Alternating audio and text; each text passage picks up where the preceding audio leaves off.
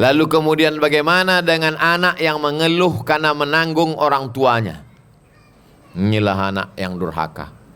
Kalau masih hidup orang tuamu, maka jagalah dia.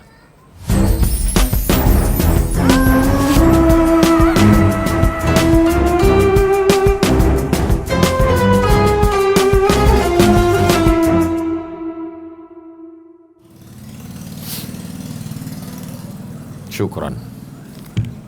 Assalamualaikum warahmatullahi wabarakatuh. Waalaikumsalam. Apakah sunnah termasuk akikah bayi yang meninggal dalam kandungan? Bayi yang meninggal dalam kandungan, baik sebulan, 2 bulan, 9 bulan, gugur, meninggal dunia, kalau mau diakikahkan orang tuanya, hukumnya mubah, hukumnya boleh, terhitung sebagai sedekah. Sudah saya tulis dalam buku tanya jawab akikah. Saya ulang sekali lagi. Anak yang gugur, belum sampai 7 hari dilahirkan, kalau orang tuanya mau mengakikkan, hukumnya mubah, boleh. Dan kambing yang dimakan beramai-ramai itu terhitung sebagai sedekah. Apalagi hati dia sedang susah, diundangnya orang banyak makan, maka itu untuk setawar sedingin, menenangkan hatinya. Datang orang berzikir, baca Quran, baca Yasin. Assalamualaikum Ustaz. Waalaikumsalam warahmatullahi wabarakatuh. Saudara saya ada yang mencat, menghitamkan rambut karena alasan pekerjaan. Bagaimana dengan sholatnya Pak Ustaz?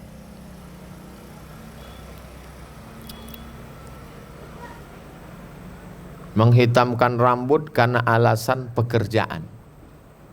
Kerja apalah yang mewajibkan rambut hitam? Tak tahu saya di mana dia bekerja. Sampai atasannya, direkturnya mengatakan, kau rambut kau mesti hitam. Kalau putih ku pecat kau. Akhirnya dicatnya hitamnya. Dicatnya rambutnya hitam. Apa hukumnya mengecat rambut? Mengecat rambut itu, air wudhu tidak terhalang masuk ke rambut. Karena dia sama macam inai yang masuk ke kuku.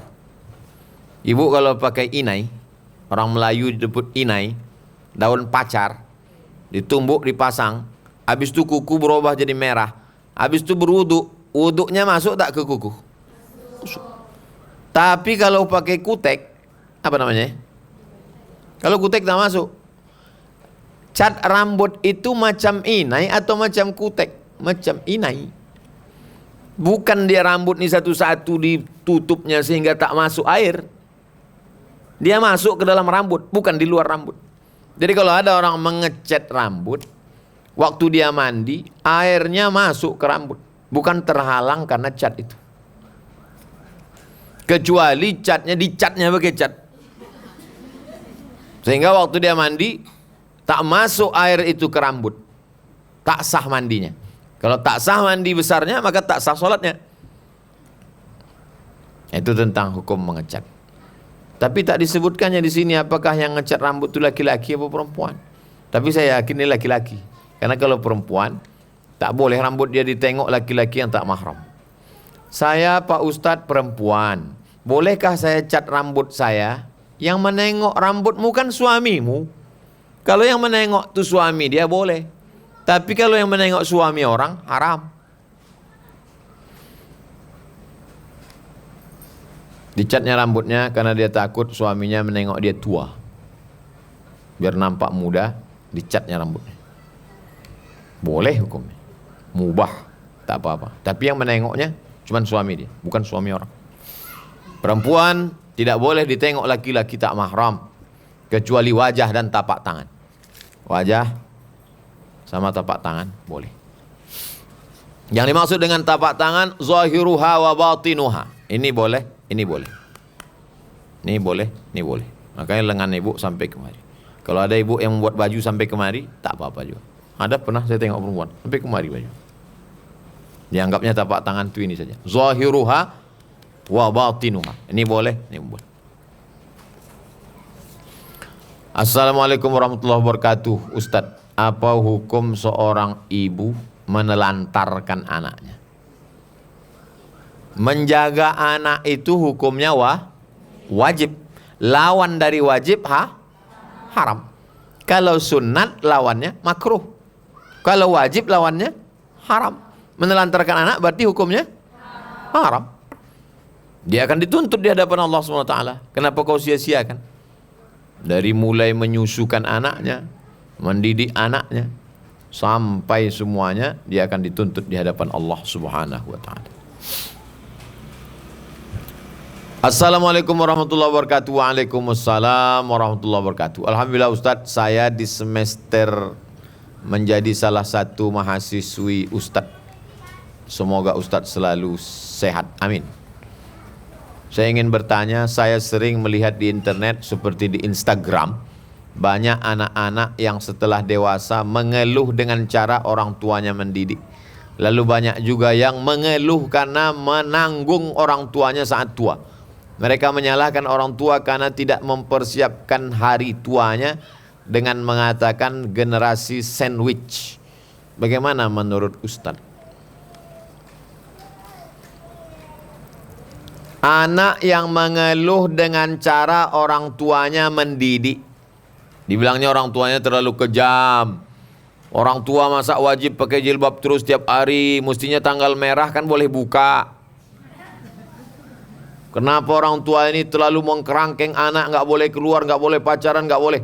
Padahal kan itu semua untuk kebaikan dia. Sama macam anak umur 5 tahun minta pisau. Anak ibu umur 5 tahun minta pisau, dikasih apa tidak? Tak dikasih. Menurut anak itu ibu ini tak baik. Ibu ini tak baik. Kalau ibu baik kata dia mesti kasih pisau. Jadi cara pandang anak ini yang tak betul. Dianggapnya mau dikasih, kasihlah pisau, mati dia dua saat, potongnya lehernya. Dua gendang ya, kalau tak leher dia potong, leher kawannya dipotong ya. Lalu kemudian bagaimana dengan anak yang mengeluh karena menanggung orang tuanya? Inilah anak yang durhaka. Kalau masih hidup orang tuamu, maka jagalah dia.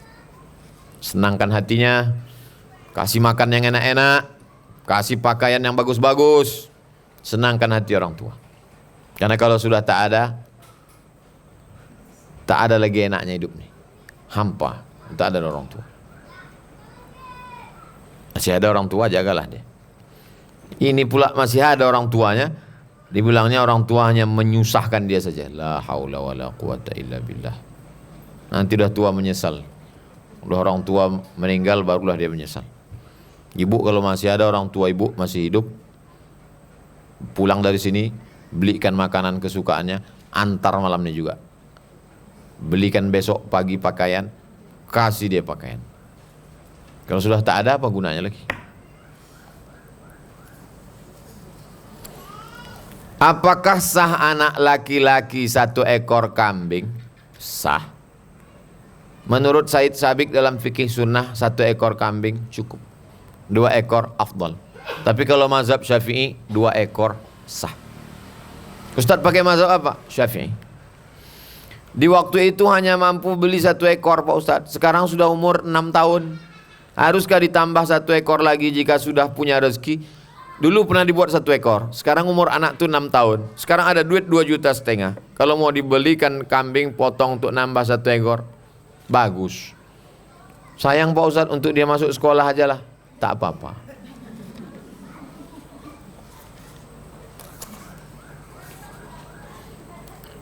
Apabila kita membaca surat Al-Kahfi setiap Jumat, sesuai dengan yang saya dengar, akan diampuni dosanya dari Jumat ke Jumat berikutnya. Dosa apa saja yang akan diampuni? Man qara'a surat Al-Kahfi yaumal Jumu'ah. Siapa yang baca surat Al-Kahfi hari Jumat, petang Jumat, sore Jumat, malam Jumat. Adha'a lahum min nur. Allah berikan dia cahaya. Ma bainal Jumu'ataini, sampai Jumat yang akan datang. Begitu bunyi hadisnya. Siapa yang membaca surat Al-Kahfi hari ini? Ibu yang sudah baca alhamdulillah. Bagi yang belum baca, waktunya tinggal 30 menit lagi. InsyaAllah masih sempat. Sampai azan maghrib habis. Ini jangan-jangan Ustadz yang ceramah, Ustadz pun belum baca. Saya baca tadi malam habis maghrib. Habis maghrib saya baca Al-Kahfi, habis itu baca Yasin, habis itu hadiahkan ke orang tua. Ya Allah, sampaikanlah pahala bacaan surat Al-Kahfi dan surat Yasin kepada almarhum, almarhumah, almarhumah, maafir lahum, warhamhum, ma'afihim, wa'afwan.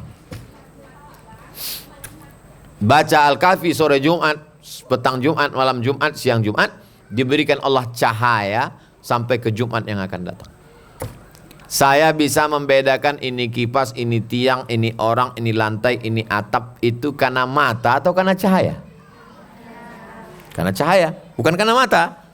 Siapa yang mengatakan kita bisa menengok ini karena mata, nanti malam datang ke sini jam 1 malam, matikan lampu ini, buka mata lebar-lebar.